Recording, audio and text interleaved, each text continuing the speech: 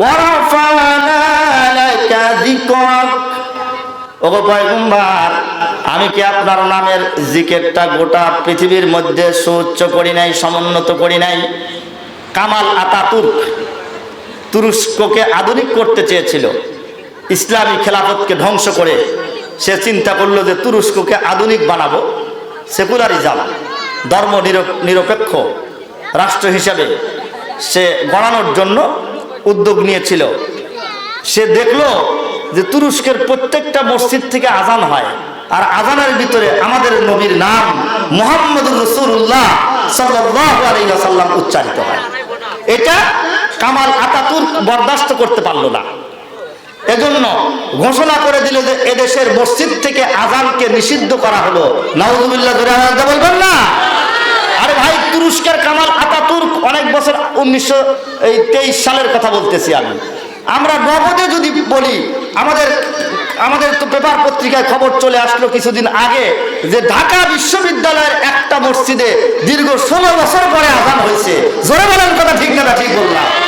92% মুসলমানের দেশে আজান নিষিদ্ধ হয় একটা সবচাইতে বড় বিদ্যাপীঠ যেখানে সোনার মানুষ গড়ে, সেখানে আজান দিয়ে ওপেনে ছাত্ররা নামাজ পড়তে পারে নাই। আপনি কামাল আতাতুর্ক অত দূর যাবেন কেন? বিরক্ত হইতেছেন আপনারা? সাউন্ড একটু কমিয়ে দাও, এত সাউন্ড আমার লাগে না তো। তুমি মনে করছো যে মৌলবীর শরীরে মনে হয় শক্তি নাই? তো কামাল আতাতুর্ক যখন তুরস্কের আজান নিষিদ্ধ করলো, যে আমি এত বড় একজন লিডার, আমার নাম মানুষের মুখে মুখে শোনা যায় না, মুহাম্মদ চলে গেছে কত আগে, তার নামটা মসজিদের মিনার থেকে মাইক দিয়ে উচ্চারণ করা হয়, এটা তো মেনে নেওয়া যায় না। নাউযুবিল্লাহ, জোরে আওয়াজ দিয়ে বলবেন না আপনি? মসজিদের আজানগুলো বন্ধ অবন্ধ। এক পর্যায়ে যখন সে তুরস্কের মধ্যে সবচাইতে বড় স্বৈরাচার হিসাবে পরিচিতি লাভ করলো, আমার ভাইরা, ওই সময় আল্লাহ পাক রব্বুল আলামিন ছাড় দেন, কিন্তু ছেড়ে দেন না মোটেও। আল্লাহ চাইলেন যে ওকে আমি ধরবো, এমন অসুখ আল্লাহ পাক রব্বুল আলামিন দিলেন, যেই অসুখে সে মৃত্যুবরণ করলো। অসুখটা হলো কি? শরীরের ভিতরে এমনি চুলকায়, সারা শরীর চুলকায়, এবং এই চুলকানিটা শরীরের বাইরে না, বরং চামড়ার ভিতরে চুলকানি। বাইরে হলে তাও চুলকায় মজা পাওয়া যায়, কিন্তু ভিতরে যদি কোনো ব্যক্তির চুলকানি শুরু হয়ে যায়, বলুন তো এটার কোনো ওষুধ এবং চুলকানির কোনো সিস্টেম নাই। ধরে বলেন কথা ঠিক না? ভিতরে চুলকায়, আর পশমের গোড়া দিয়ে রক্ত বের হয়, পুঁজ বের হয়, চুলকাইতে চুলকাইতে পুরা শরীরটা। আমাদের বাড়ির ওই যে ঘরের মাচার নিচে কিছু ব্যাঙ থাকে, ওগুলোকে কি ব্যাঙ বলে? হ্যাঁ, কোনা ব্যাঙ। কটা ব্যাঙ, কোনা ব্যাঙ, এক এক জায়গায় এক এক ধরনের নাম বলে। এই ব্যাঙের শরীরের মতো তার শরীরের চামড়াগুলো হয়ে গেছে। এক পর্যায়ে শরীর থেকে পুঁজ বের হওয়া শুরু হলো, দুর্গন্ধ বের হলো। তুরস্কের বড় বড় ডাক্তাররা চিকিৎসা দেওয়ার জন্য আসলো, কিন্তু কোনো চিকিৎসায় কাজ হইতেছিল না। শেষ পর্যন্ত তারা সিদ্ধান্ত নিল যে এখন কি করা যায়, ওকে যে একটা বিষের ইঞ্জেকশন দিয়ে মেরে ফেলবো, তাও তো আবার পরবর্তীতে আমাদের জেল খাটা লাগবে। জোরে কোন কথা ঠিক না ব্যাটি? অতএব তাও তো এখন করা যাইতেছে না, বদদোয়া ছাড়া আর কোনো রাস্তা ছিল না। আমার ভাইরা আমার বদদোয়া শুরু করলো যে আল্লাহ তাড়াতাড়ি এই জালেমটাকে দুনিয়ার থেকে নিয়ে যাও। তাছাড়া 24টা ঘন্টা শুধু গাধার মতো চিৎকার দিতে থাকে আর মানুষকে বিরক্ত করে। হাসপাতালের নার্স, ডাক্তার, সাধারণ জনগণ সবাই তার উপরে বিরক্ত হয়ে গেল। আল্লাহ পাক রব্বুল আলামিন এমন ভাবে ধরলেন, এই অসুখে শেষ পর্যন্ত সে যখন মৃত্যুবরণ করলো, দেখা গেল তার মরার পরে অত্যন্ত বড় মজার কথা, শরীরের ভিতর থেকে ছোট ছোট কিছু পিপিলিকা বের হয়, তাদের গন্তব্যস্থলের দিকে রওনা দিয়েছে। পিপিলিকাগুলো ধরলো, এটা নিয়ে ল্যাবে পরীক্ষা করলো, দেখি তো এই পিপিলিকাগুলোর বাড়ি কোথায়। পরীক্ষা করে দেখা গেল এই পিপিলিকাগুলো চীন দেশ থেকে আমদানি করা। জোরে কোন সুবহানাল্লাহ। কোথায় তুরস্ক, কোথায় চীন? জোরে বলেন কথা ঠিক না? তুরস্কের এই জালেমকে আল্লাহ পাক সরাইতে চীন দেশ থেকে পিপিলিকা নিয়ে আল্লাহ পাক এই বাহিনী ব্যবহার করেছেন। মহান আল্লাহ পাক রব্বুল আলামিন পারে না পারে? জোরে আওয়াজ দিয়ে বলেন, পারেন না? পারেন না? এমন ভাবে আল্লাহ পাক ধরেন বড় কোনো হাতিয়ার, বড় কোনো সৈন্য বাহিনী পাঠানোর কোনো প্রয়োজন হয় না। তোর এখন কথা ঠিক না? সে বলেছিল তার মৃত্যুসজ্জায় যখন শায়িত, তুরস্কের এই যে বর্তমান আয়া সোফিয়া মসজিদ, লম্বা ইতিহাস আছে, ওইদিকে যাবো না আমি, রাত্রি গভীর হয়ে গেছে, আপনারাও বিরক্ত বোধ করতেছেন। দেখিস আতঙ্কারা হাত তোলেন,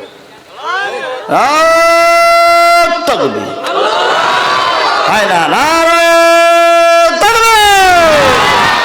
আল্লাহ কবুল করেন, বলেন আমিন। মৃত্যুসজ্জায় শায়িত তুরস্কের মসজিদ থেকে আযান হয়। নির্দেশ দিল যে কারে আমি এ পর্যন্ত বেশি আছি আর মুহাম্মাদের নাম ওখানে উচ্চারণ হয়, ওকে গুলি কর। মুয়াজ্জিন সাহেবকে গুলি করা হলো। যখন মাত্র বলেছে আল্লাহু আকবার, আল্লাহু আকবার, আরেকজন মানুষ ওখানের মধ্যে ছিলেন, ওই লোকটা গিয়ে দেখে মুয়াজ্জিন সাহেব মিনার থেকে নিচে পড়ে গেছে। ওই লোকটা আরো বাদ বাকি আযান দেওয়া শুরু করলেন।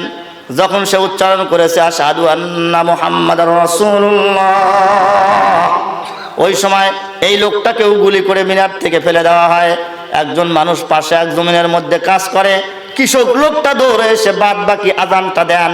লম্বা কথা আছে, তুরস্ক যেদিন মুসলমানদের হাতে আসে, বর্তমান রজব তাইয়েব এরদোগান তুরস্কের প্রেসিডেন্ট, উনি যখন ক্ষমতায় আসেন, এসে সর্বপ্রথম ওই মসজিদে তিনি আযান শুরু করেছেন এবং আযানটা সিস্টেমটা চালু করেছিলেন প্রথম দিন এভাবে।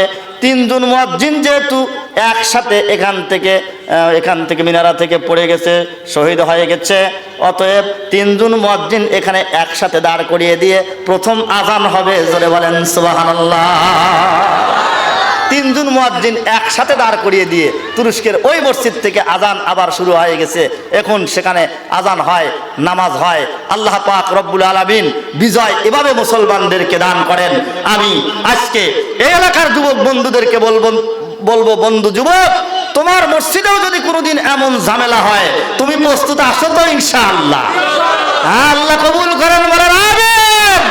একজন মুয়াজ্জিনকে গুলি করবে, আরেকজন গিয়ে সেখানে দাঁড়াবে, আরেকজনকে গুলি করা হবে, আরেকজন গিয়ে সেখানে দাঁড়াবে। আল্লাহ না করুক যদি এমন পরিস্থিতি আসে, ওখানে আমাদের আযান সমাপ্ত করতে হবে তো? তোরা বলেন কথা ঠিক না ঠিক? কারণ যুবকদের ডায়েরির ভিতরে পরাজয় শব্দ লেখা নাই। যুবকের ডায়েরিতে পরাজয় শব্দ লেখা নাই। যুবকের ডায়েরির মধ্যে রয়েছে শুধু বিজয় আর বিজয়।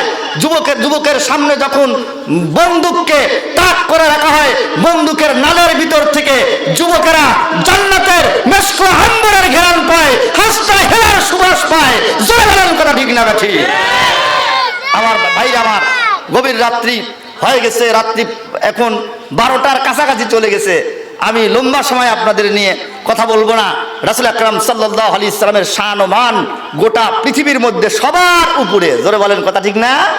এজন্যই তো আল্লাহ পাক বলেন ওয়ারাফা'না লাকা যিকরাক।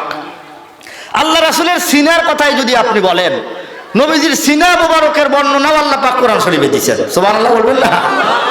মহান আল্লাহ পাক রব্বুল আলামিন বলেন আলাম নাশরাহ লাকা সাদরাক। ওগো পয়গম্বর, আমি কি আপনার সিনা মোবারককে আমি কি প্রশস্ত করে দেই নাই, খুলে দেই নাই? নবীজির সিনার কথাও সেখানে পাওয়া যায়। নবীজি যদি তাকে শীতের রাত্রিতে কম্বল গায়ে দিয়ে ঘুমান, নবীজির কম্বলের কথাটাও আল্লাহর কোরআনের মধ্যে পাওয়া যায়। আমাদের ল্যাপ তোশক কম্বল এগুলোর কথা কি কোরআন হাদিসের মধ্যে আছে? আছে, কিন্তু আমার নবী যেই কম্বল মোড়ে দিয়ে ঘুমান, ওই কম্বলের নামে আল্লাহ পাক সূরা একটা নাযিল করেন, সূরা মুজাম্মিল। সূরা মুজাম্মিল শব্দের অর্থ কি? জাম্মালা ইউজাম্মিলু তাজমিলান ফাহুয়া মুজাম্মিল শব্দের অর্থ হচ্ছে কম্বল পরিহিত, যিনি কম্বল পরিধান করেন। তো আল্লাহর হাবিব সাল্লাল্লাহু আলাইহি সাল্লামের সাথে আল্লাহ একদিন কথা বলতে মন চাইলেন যে আমার বন্ধুর সাথে একটু কথা বলবো রে। জিবরাইল দেখতো আমার বন্ধু কোথায়। জিবরাইল গিয়ে কয় রব্বুল আলামিন, তোমার দোস্ত তো এখন কম্বল মোড়ে দিয়ে ঘুমায়। বলুন তো রাত্রিটা শীতের না গরমের? হ্যাঁ, শীতের রাত্রিতে আল্লাহর পয়গম্বর কম্বল মোড়ে দিয়ে ঘুমায়। জিবরাইলকে আল্লাহ পাক বলে দিলেন আমার বন্ধুকে একটু ডাক দাও। জিবরাইল কয় হুজুর কোন নাম ধরে ডাক দেবো আমি? আল্লাহ কয় খবরদার, মুহাম্মদ নাম ধরে ডাকা যাবে না, তুমি ওই কম্বলওয়ালা বলি ডাক দাও। জিবরাইল আলাইহিস সালামের উপরে আল্লাহ পাক রব্বুল আলামিন কোরআন শরীফের আয়াত নাজিল করেছেন। জিবরাইলকে আল্লাহ পাক শিখিয়েছেন। জিবরাইল এসে আল্লাহর পয়গম্বরকে ডাক দিতেছেন আদবের সাথে, ইয়া আইয়ুহাল মুজাম্মিলু কুমিল লাইলা ইল্লা কালিলা। চিৎকার দিয়ে বলেন সুবহানাল্লাহ। জিবরাইল এসে ডাক দাও, কম্বল পরিহিত, উঠুন, রাত্রির কিয়দাংশ আল্লাহর ইবাদতের মধ্যে কাটিয়ে দিন।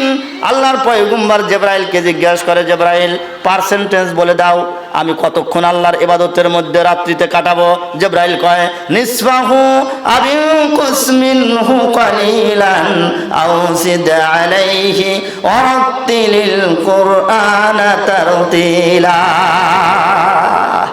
রাত্রির অর্ধেক অথবা তার চেয়ে একটু কম সময় আল্লাহর ইবাদত করুন এবং তরতিলের সাথে কোরআন শরীফের তেলাওয়াত করুন। নবীজির কম্বলের কথা গেল। আপনি যদি বলেন যে রাসূলের চাদরের কথা আছে না কোরআন শরীফে, তাহলে আমি তো বলবো যে হ্যাঁ, নবীজির চাদরের কথাও কোরআনে আছে। সুবহানাল্লাহ। যার শান পৃথিবীর সমস্ত মাখলুকের ঊর্ধ্বে, তার চাদরের কথা কোরআনে থাকবে না কেন? আরেকদিন আল্লাহ পাক চাইলেন যে আমার নবীর সাথে একটু কথা বলি। জিবরাইল আমিনকে বললেন, জিবরাইল এখন কোন অবস্থায় গিয়ে দেখতো। জিবরাইল কয়, হুজুর এখন তোমার বন্ধু খালি গায়ে বসা, গরমের দিন না শীতের দিন? আগেরটা গেল শীতের দিন। আল্লাহ পাক রব্বুল আলামিন কুদরতি ভাবে একটা চাদর আল্লাহর পয়গম্বরকে দিয়ে দিলেন। কোত্থেকে একটা চাদর এসে আল্লাহর পয়গম্বরকে জড়ায় আনিল। নবীজি এইবার চাদরওয়ালা হয়ে গেছেন। খালি গাওয়ালা বলে তো আর ডাকা যায় না। আল্লাহ পাক রব্বুল আলামিন এইবার চাদরওয়ালা বলে পয়গম্বরকে ডাক দিলেন, ইয়া আইয়ুহাল মুদ্দাসসির কুম ফাআনজির ওয়াসিয়াবাকা ফাতাহির। আল্লাহ পাক বলেন, হে চাদরওয়ালা, তাহলে রাসূলের চাদরের কথা কোরআন শরীফে আছে না নাই? নবীজি যে কথা বলেন, কথাগুলো নবীজির ধরন কি হয় তাও আল্লাহ পাক রব্বুল আলামিন কোরআন শরীফের ভিতরে বলে দেন, আমা ইয়ানতিকু আনিল হাওয়া ইন হুয়া ইল্লা ওয়াহয়ুন ইউহা। নবীজি ব্যক্তিগত নিজের পক্ষ থেকে কোনো কথা বলেন না যতক্ষণ পর্যন্ত জিবরাইল ফেরেশতা নবীজিকে ওহী না দেয়। জোরে বলেন কথা ঠিক না ব্যাটি? মুহাম্মদ হারগিজ না গুফতে তা না গুফতে জিবরাইল, জিবরাইল হারগিজ না গুফতে তা না গুফতে রব্বুল জলিল। আল্লাহর পয়গম্বর সাল্লাল্লাহু আলাইহি সাল্লাম কেমন মেধাবী ছিলেন, ব্রেনি ছিলেন। এই ব্রেনের, নবীজির ব্রেনের কথাটাও আল্লাহ পাক কোরআন শরীফে বলছেন। বলেন আলহামদুলিল্লাহ। ওয়ামা সাহিবুকুম বিমাজনুন, কোরআনে আছে না?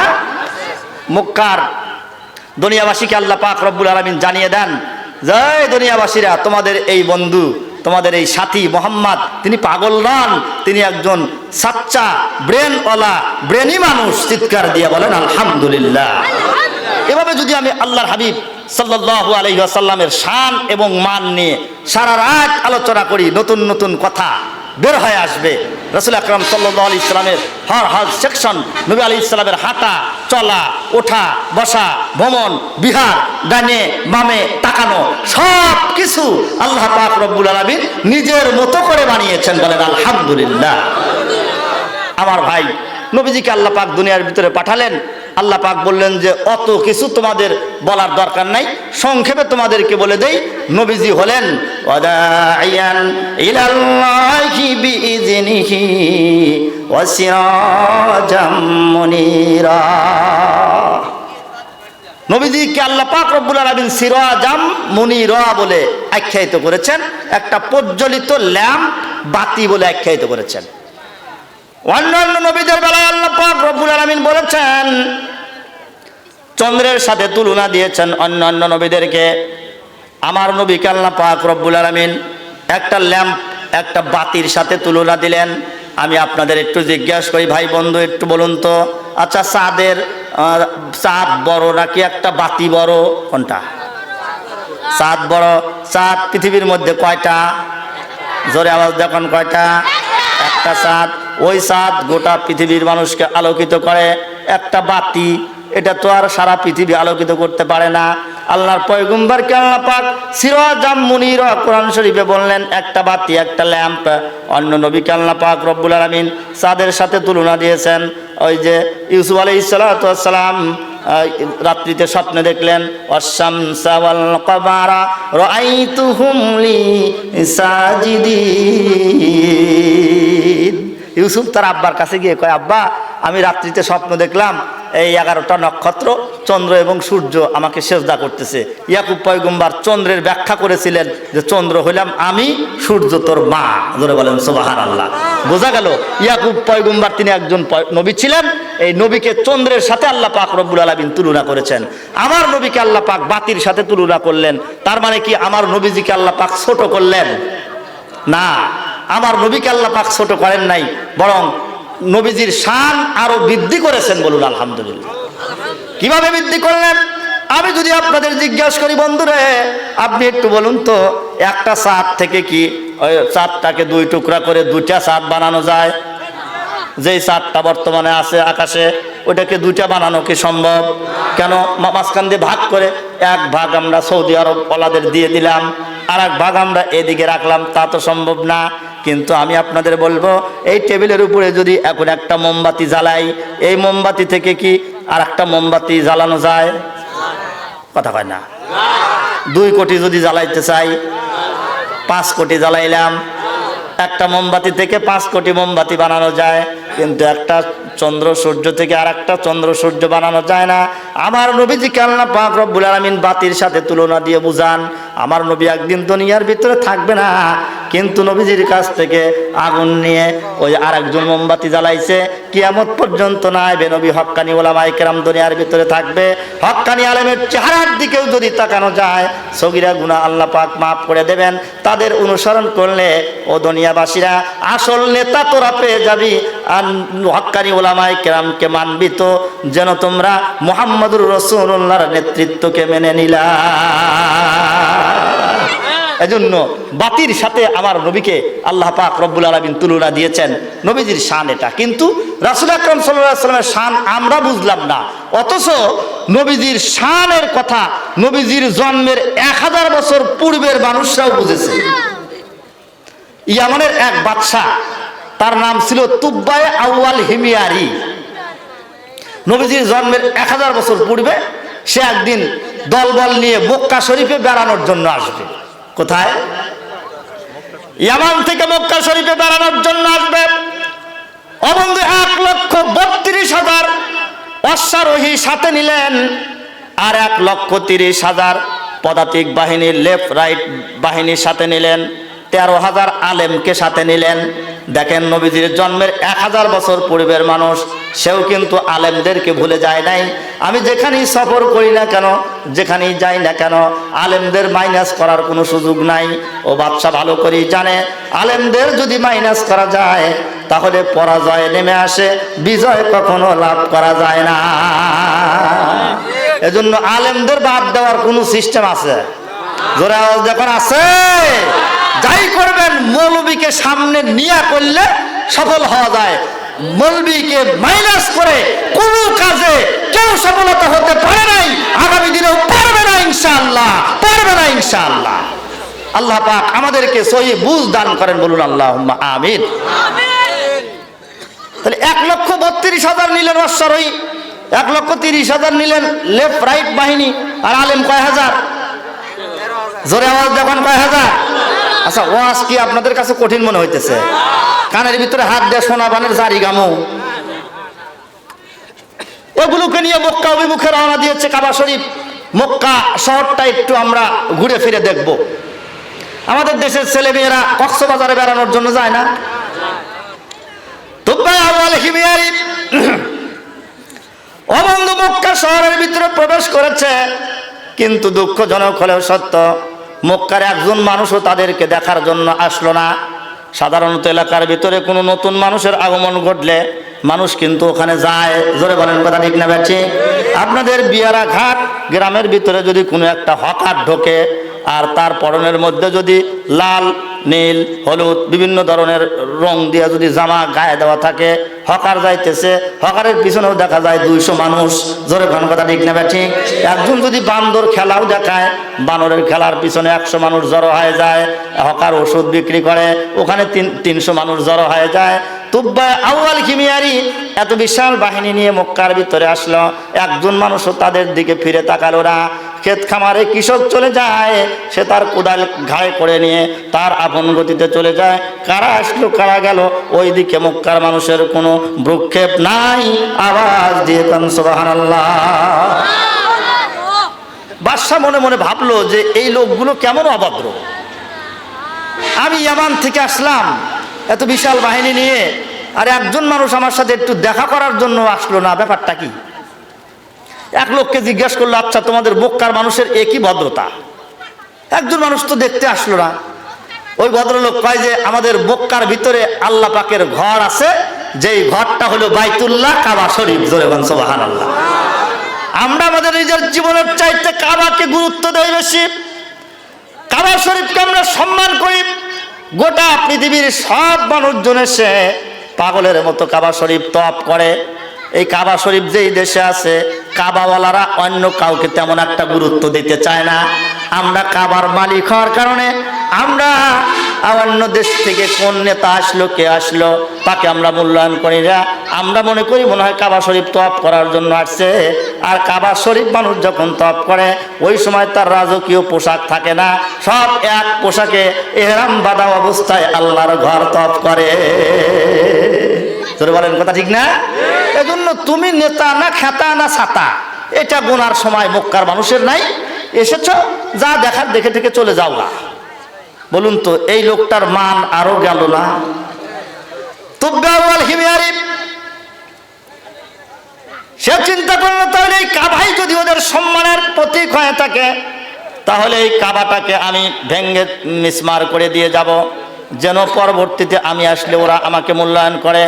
তার সৈনিকদেরকে বলল, কাবার উপরে তোমরা আক্রমণ চালাও, আল খাতরা ঢালো, আগুন লাগাও, গুড়িয়ে ভেঙ্গে একেবারে চোরমার করে দাও। ও বন্ধু, কাবা শরীফে আক্রমণ করবে বলে ভাব, এহেন মুহূর্তে আল্লাহ পাক রব্বুল আলামিনের কুদরতের কারিশমা শুরু হয়ে গেছে। তুব্বায় আউয়াল হিমিয়ারির এবার নাক মুখ দিয়ে রক্ত বের হওয়া শুরু হলো। এই যে রক্ত বের হওয়া শুরু হয়েছে, এই রক্ত আর বন্ধ হয় না। এমন অসুখ আল্লাহ পাক রব্বুল আলামিন দিলেন, আর রক্ত বন্ধ হয় না। দেশের সবচাইতে বড় বড় ডাক্তার, কবিরাজ, হেকিম সব আসলো চিকিৎসা করার জন্য, এসে কেউ এই রক্ত বন্ধ করতে পারতেছে না। নাক মুখ কান দিয়ে রক্ত বের হয়।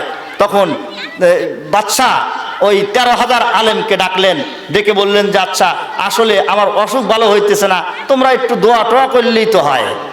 বলুন তো, আমি আপনাদের একটু জিজ্ঞাসা করি, মানুষ আগেই কি মৌলবীর কাছে যায় না পরে? হ্যাঁ, বিলেত থেকে মাদ্রাস থেকে যখন রুগী ফেরত দিয়েছে, ওই সময় বলে যে তাইলে আমরা বিয়ারাঘাট ইসলামিয়া মাদ্রাসায় গিয়া 10 জন ছাত্র নিয়ে একটা খতমে জালালি পড়িয়ে দেই, হয় মরবে না হয় বাঁচবে। যেরকম কথা ঠিক না? আগেই মৌলবীর কাছে মানুষ যায় না। তুব্বাউল হিমিয়ারি 13,000 আলেমের যিনি সর্দার বড় আলেম, ওই হুজুরকে ডাকলেন, ডেকে বললেন, হুজুর আমার এই রোগ ভালো না হওয়ার পিছনে কারণ কি একটু বলেন। আল্লাহর ওলি, উনি তাওরাত জবুর এই সমস্ত কিতাবের পণ্ডিত ছিলেন।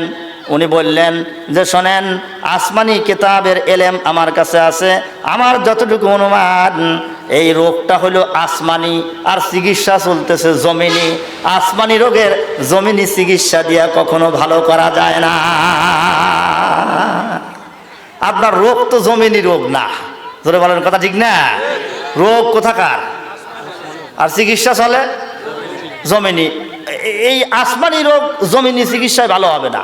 কয় তাহলে বুদ্ধি কি? কয় বুদ্ধি হলো আল্লাহর ঘরের দরজার সামনে গিয়া খোদার ঘরের দরজার চৌকাঠ ধরে আল্লাহর কাছে দোয়া করেন যে আল্লাহ, আমি তওবা করিতেছি, আমার যা ভুল হওয়ার হয়ে গেছে, তুমি আমাকে মাফ করে দাও। আর আল্লাহর ঘরের জন্য কিছু মানসিক করেন, মান্যত করেন, তাইলে হয়তো আপনার রোগ ভালো হইতে পারে। জোরে বলেন সুবহানাল্লাহ। এই ছেলে রাই, তোরা উঠাপটা করিস কেন? ফাইজলামি। একজন মানুষ ওঠা বসা করলে খবর আছে তার, ঠিক আছে না? অত বসলেই উঠতে মনে চায় না। সারাদিন ক্রিকেট খেলা দেখো, 5 ঘন্টা ব্যাপী ওঠো না। আমি জানি না তোমরা কি করো, জানি না। চকলেট দিতে চাইছি, তারপরে আর কি চাও? 10 টাকা নিবে। বললো যে রোগ হলো আসমানি চিকিৎসা চলে, জমিনের হবে না। বাদশা গিয়া কাবা শরীফের চৌকাঠ ধরল, আল্লাহর কাছে দোয়া করে, রব্বুল আলামিন আমি তওবা করিতেছি, ভুল হয়ে গেছে আমার, তোমার ঘর ভাঙবো না। আবার অসুখ যদি ভালো হয়ে যায়, রেশমি কাপড় দিয়ে তোমার ঘরে আমি চাদর পরাইয়া দেবো। সুবহানাল্লাহ বলেন। রেশমি কাপড় দিয়ে তোমার ঘরটা আমি ঢেকে দেব। এই মান্যত করার সাথে সাথে অসুখ তার ভালো হয়ে গেছে, আর রক্ত বের হয় না, একেবারে সুস্থ হলো। মক্কা শরীফ, কাবা শরীফ তপ করলো, কয় চলো এইবার আমরা মদিনায় যাব বেড়ানোর জন্য। আবার ওই লক্ষ লক্ষ বাহিনী নিয়ে আবার মদিনার পথে রওনা দিল। মক্কা থেকে মদিনা 250 মাইল রাস্তা, 1,32,000 অশ্বারোহী, 1,30,000 পদাতিক বাহিনী, 13,000 আলেম। এরা যদি লাইন ধরে তাহলে প্রায় 250 মাইল রাস্তা একেবারে মেকআপ হয়ে যায়। জোরে বলেন কথা ঠিক না ঠিক? এত বিশাল বাহিনী নিয়ে তারা মদিনার মধ্যে প্রবেশ করলো। মদিনায় প্রবেশ করার পরে আলেম ওলামা যারা 13,000 ছিল, ওরা মদিনার মাটিতে গিয়ে এক জায়গায় বসে পড়ল। বিভিন্ন খেজুরের বাগান, বিভিন্ন দৃশ্য তারা অবলোকন করতেছিল। আমার ভাইরা, মদিনা এমন একটা শহর, তদানীন্তন কাল থেকে মদিনা সুন্দর আবহাওয়া, মদিনা সবুজ শ্যামলে ঘেরা, খেজুরের বাগান সেখানে বেশি হয়, লোকজন ওখানে বসবাস করে আরাম পায়। বিভিন্ন এলাকার লোকজন মদিনাকে এমনি পরিদর্শন করার জন্য আসে। এবার বাদশা বলল, মদিনা শহরটা তো দেখতে বড় ভালোই লাগে, কিন্তু দেখলো ওই তার যে 13,000 আলেম আছে, ওরা অন্য কোথাও বেড়ানোর জন্য যায় না, মদিনার কোনো দৃশ্য তারা তেমন একটা দেখে না। মদিনার মাটি, মদিনার ধুলিকণা, মদিনার পাথরগুলো হাতের ভিতরে নিয়ে, হাতের তালুতে নিয়ে কি যেন তারা ভাবে। জোরে জোরে কান সুবহানাল্লাহ। মদিনার পাথর কুচি হাতে নিয়ে তারা ভাবে। বাদশা জিজ্ঞাসা করলো, আচ্ছা আপনারা মদিনার অলিতে গলিতে ঘুরে বেড়ান না, মাঠের মধ্যে যান না, আপনারা গাছের নিচে বসে মদিনার মাটি হাতে নিয়ে কি ভাবেন? কয়, মদিনার মাটি হাতে নিয়ে আমরা লক্ষ্য করে দেখতেছি, আজ থেকে 1000 বছর পরে একজন নবীর জন্ম নেবে। ওই নবী মক্কা থেকে হিজরত করে এই মদিনার মাটির মধ্যে আসবে। মাটি বলে দেয় আখিরি জামানার পয়গম্বরের বসবাস এই এলাকায় হবে। মদিনার মাটি বলে দেয় নবীজি এই এলাকার ভিতরে আসবেন, এই এলাকার ভিতরে বসবাস করবেন। কয়, তাহলে তাই নাকি? বলে হ্যাঁ। আচ্ছা ঠিক আছে, তাহলে চলো আমরা আমাদের নিজের দেশের মধ্যে ইয়ামানে চলে যাই। 13,000 আলেম বলল যে না, আমরা ইয়ামানের মধ্যে যাব না, আমাদের মদিনার ভিতরে আপনি সুন্দর করে বাসা প্রস্তুত করে দেন, এই এলাকার মধ্যে আমরা বসবাস করব। 13,000 আলেমের জন্য বাদশাহ তুব্বা 400 বাসা বানাইছেন। এই 400 বাসার ভিতরে 13,000 আলেমের জন্য থাকার ব্যবস্থা করছেন। আর এই আলেমরা বলল যে আমরা এক্ষুনি মদিনার মাটি দেখি, যেহেতু আজ করতে পারলাম, আমরা মুহাম্মদ মুস্তাফা সাল্লাল্লাহু আলাইহি সাল্লামের নবুয়তির সাক্ষ্য আমরা দিলাম। যদি মুহাম্মদুর রাসূলুল্লাহর জামানা আমরা পাই, তাইলে তো তার হাতের ভিতরে বায়াতের হাতখানা আমরা দেব। কিন্তু রাসূলের জামানা যদি আমাদের কিসমতে নসিব না হয়, তাইলে আমরা অগ্রিম মুহাম্মাদের দ্বীনের উপরে ঈমান আনলাম। বাদশা বলল যে তোমরা এত বড় বড় আলেম, তোমাদের সাজেশনে আমি ওখানে বড় একটা জটিল রোগ থেকে মুক্তি পেয়েছি, আমি আরোগ্য লাভ করেছি, তোমরা ঈমান আনলা, আমিও শেষ জামানার নবী মুহাম্মাদের উপরে ঈমান আনয়ন করলাম। তবে এমনি ঈমান আনয়ন আমি করব না। মক্কা শরীফে যেমন রেশমি কাপড় দিয়ে আমি গেলাপ পরিয়ে দিয়েছি, মদিনাতেও আমার একটা নিদর্শন থাকবে। আমি দোতলা একটা বিল্ডিং আলাদা আধুনিক, ওই জামানার আধুনিক ক্যাটাগরিতে ডুপ্লেক্স একটা বাড়ি তৈরি করলেন বাদশা তুব্বা। তো তৈরি করে বড় আলেম যিনি, তার হাতের ভিতরে ওই বাসার চাবিটা দিয়ে বললেন, এই বাসায় তোমরা কেউ বসবাস করতে পারবা না, চাবিটা তোমার কাছে দিলাম, মাঝে মধ্যে ঘরটা খুলবা, এখানে খুশবু মাখাবা, ঘরটা পরিষ্কার পরিচ্ছন্ন রাখবা। আখিরি জামানার নবী যেদিন মদিনার মধ্যে আসবে, এই চাবি বংশ পরস্পরা তুমি মরে যাওয়ার সময় তোমার ছেলের হাতে দিবা, সে মরে যাওয়ার সময় তার ছেলের হাতে দিবে। এভাবে নবীজি যখন আসার সময় হবে, চাবিটা যেন সর্বপ্রথম রাসূলের হাতের মধ্যে দিয়ে দেওয়া হয়। এই ঘরে বসবাস করবে আখিরি জামানার পয়গম্বর, ওই আলেমের হাতের চাবি দিয়ে দেওয়া হলো। এই আলেমের যখন মৃত্যু সজ্জায় শায়িত, তার ছেলেকে ডেকে বললেন, বেটা তোর হাতের ভিতরে চাবিটা আমি দিলাম, তুই চাবিটা রাখবি, তুই মৃত্যুবরণ করার সময় তোর ছেলের হাতে আবার দিয়ে যাস। এভাবে আস্তে আস্তে 400 নাম্বার সিরিয়াল যিনি যার ছিল তিনি হলেন হযরতে আবু আইয়ুব আনসারী রাদিয়াল্লাহু তাআলা আনহু।